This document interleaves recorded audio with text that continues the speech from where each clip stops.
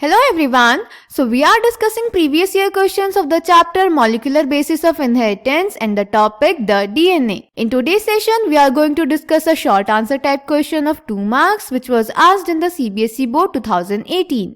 So the question is, although a prokaryotic cell has no defined nucleus yet DNA is not scattered throughout the cell. Explain. तो बेटा इस question में हमसे पूछ रहा है कि जो प्रोकैरियोटिक सेल होता है उसके पास एक डिफाइंड न्यूक्लियस नहीं होता। हमें पता है कि जो प्रोकैरियोटिक सेल का न्यूक्लियस होता है उसके चारों तरफ न्यूक्लियर मेम्ब्रेन नहीं होती, तो हम बोलते हैं कि प्रोकैरियोटिक सेल के पास वेल डिफाइंड न्यूक्लियस नहीं होता। तो ये पूछ रहा है कि जबकि प्रोकैरियोटिक सेल के पास वेल डिफाइंड न्यूक्लियस नहीं होता फिर भी उसका जो डीएनए मॉलिक्यूल है वो उसके पूरे सेल में स्कैटर्ड नहीं होता, बिखरा हुआ नहीं होता। ऐसा क्यों होता है हमें एक्सप्लेन करना है।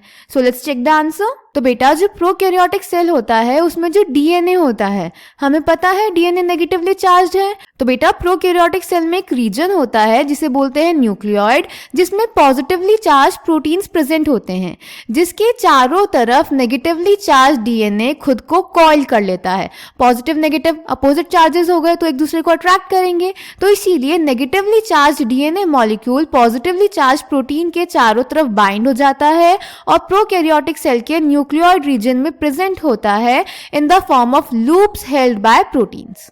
Clear? So the answer is DNA being negatively charged is held with some proteins that have positive charges in a region termed as nucleoid. The DNA nucleoid is organized in large loops held by proteins. So I hope this question is clear to you. Thank you.